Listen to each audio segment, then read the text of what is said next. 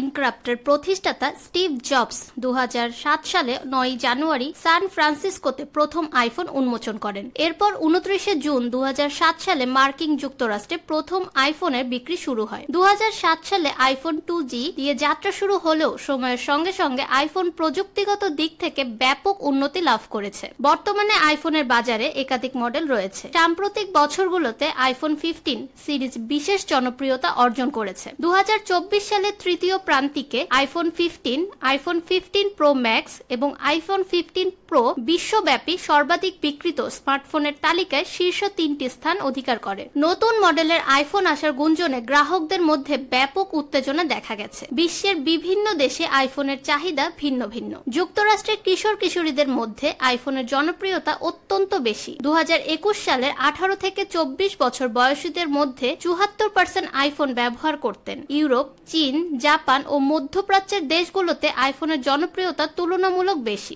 বাংলাদেশের মোবাইল ফোনের বাজার দ্রুত বৃদ্ধি পাচ্ছে। 2023 সালের তথ্য অনুযায়ী দেশের মোবাইল ফোন ব্যবহারকারী সংখ্যা 18 কোটি ছাড়িয়েছে। তবে স্মার্টফোনের বাজারে স্যামসাং, ভিভো, শাওমি ইত্যাদি ব্র্যান্ডের প্রাধান্য রয়েছে। আইফোনের উচ্চ মূল্যের কারণে বাংলাদেশের বাজারে এর চাহিদা তুলনামূলকভাবে কম। তবে দেশে এক শ্রেণীর ক্রেতার কাছে আইফোন এখনো স্ট্যাটাস সিম্বল হিসেবে বিবেচিত হয়। বিশেষ করে তরুণ সমাজ ও উচ্চবিত্ত শ্রেণীর মধ্যে আইফোনের ব্যবহার বেশি দেখা যায়। অ্যাপল যদি বাংলাদেশের বাজারে আনুষ্ঠানিকভাবে আইফোনের দাম কমিয়ে স্থানীয়ভাবে অ্যাসেম্বলিং শুরু করে তাহলে চাহিদা আরো বৃদ্ধি পেতে পারে বলে মনে করছেন বিশেষজ্ঞরা। প্রতিবার নতুন আইফোন আসার আগে প্রযুক্তি প্রেমীদের মধ্যে ব্যাপক আগ্রহ থাকে। চলতি সপ্তাহে নতুন আইফোন বাজারে আসার কথা রয়েছে। বিশেষজ্ঞদের ধারণা নতুন মডেলে থাকবে আরো শক্তিশালী প্রসেসর, উন্নত ক্যামেরা, ব্যাটারি পারফরমেন্স বৃদ্ধি এবং ইউজারদের জন্য নতুন কিছু চমকপ্রদ ফিচার। অ্যাপল এখনো আনুষ্ঠানিকভাবে সব তথ্য প্রকাশ না করলেও প্রযুক্তি বিশ্বে গুঞ্জন রয়েছে যে